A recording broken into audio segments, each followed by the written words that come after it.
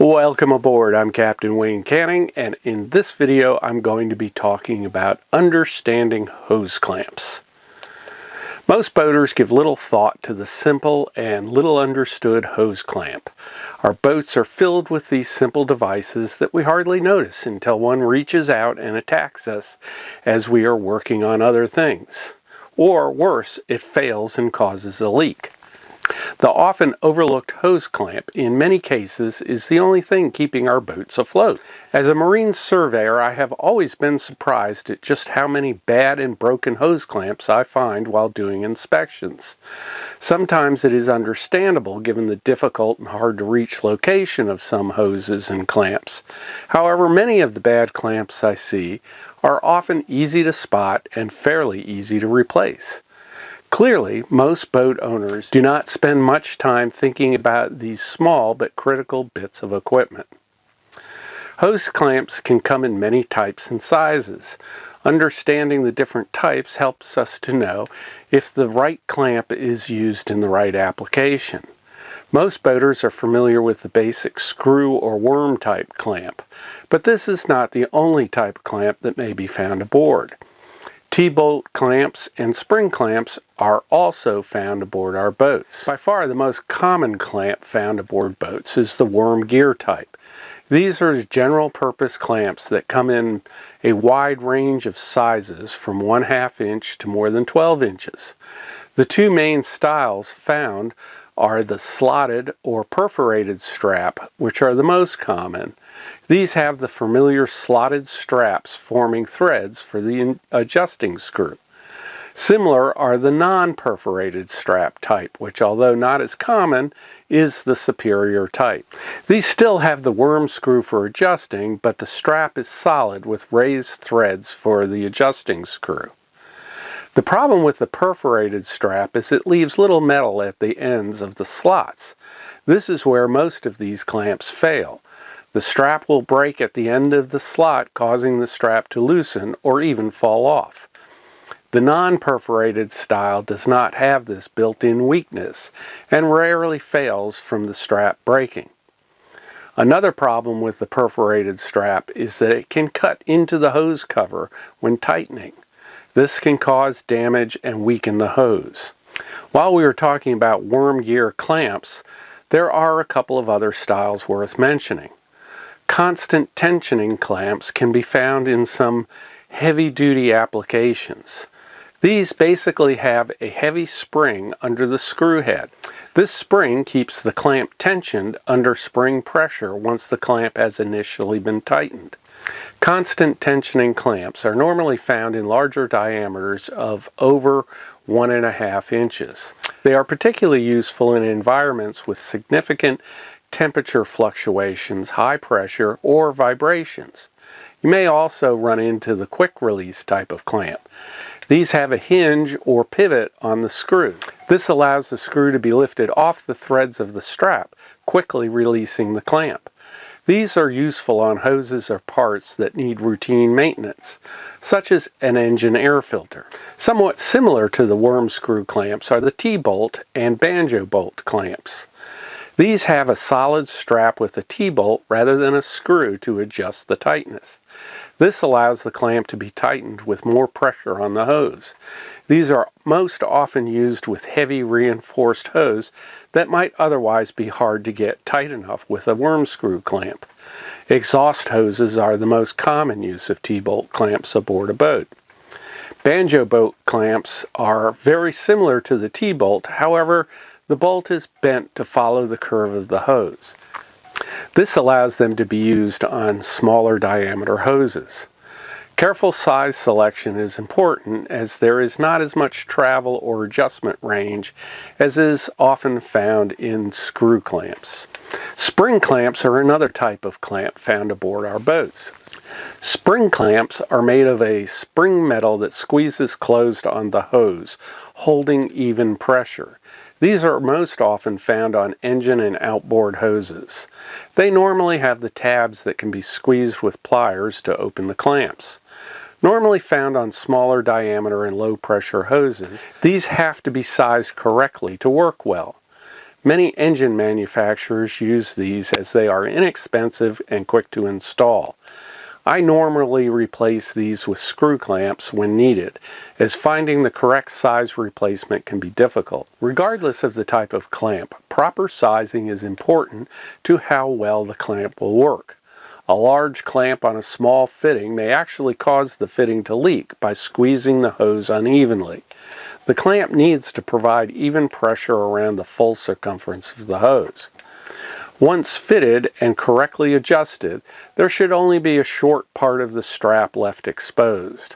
A long section of the strap hanging out unused not only looks bad, but can be a hazard to anybody working near the clamp. No matter the type of clamp, all stainless steel construction is the material of choice. This includes any threaded part of the clamp, such as screws and bolts. Many so-called stainless steel clamps use carbon or plated steel for the screw.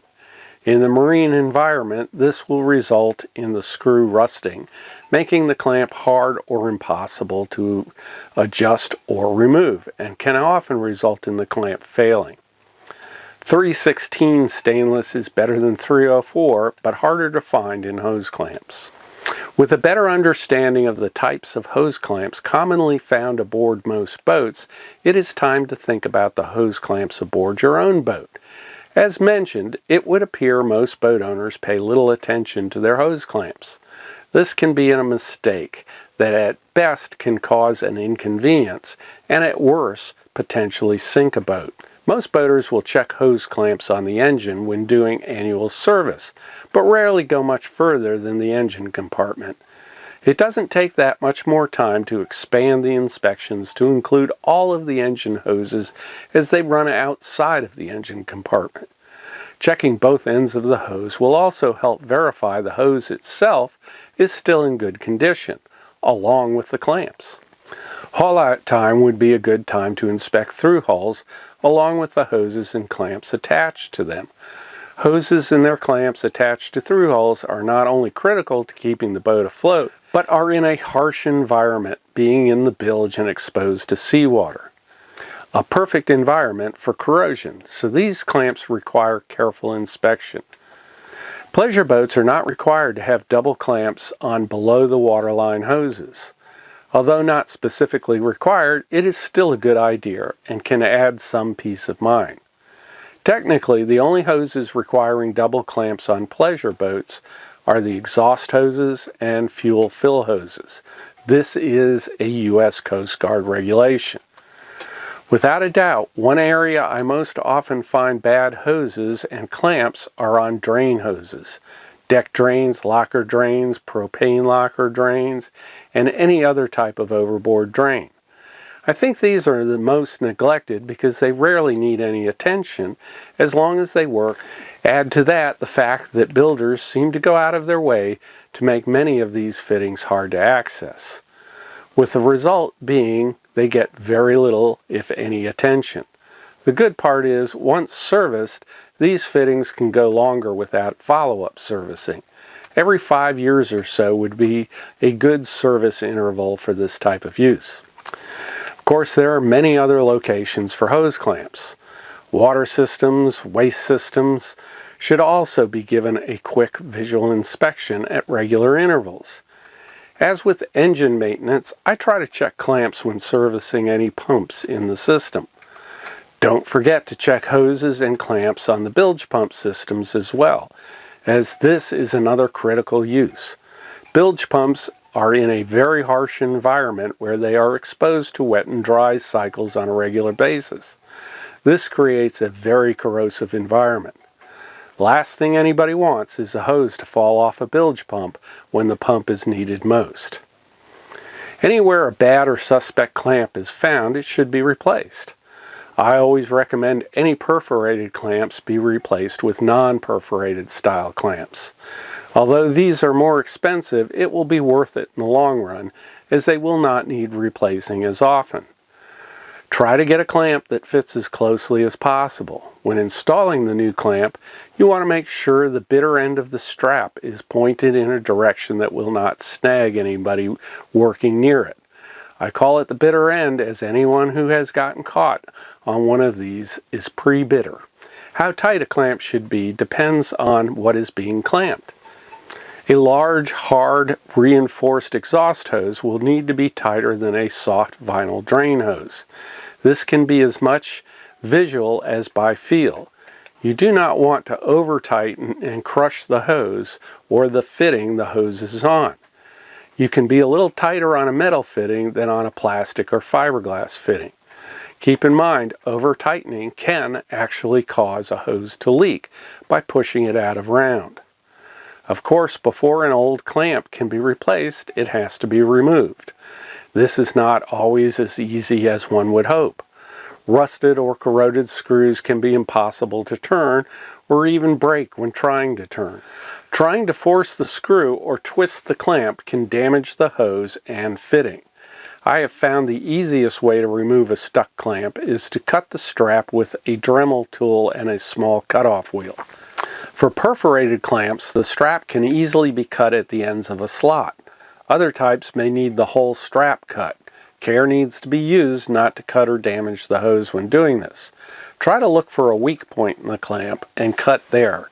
In some cases, cutting the screw housing off to release the clamp can avoid damaging the hose. Take your time and be careful not to get the clamp too hot while cutting. When installing clamps, particularly on new hoses, it is often a good idea to go back later and recheck the tightness. Hoses will compress over a period of time, causing the clamp to become loose.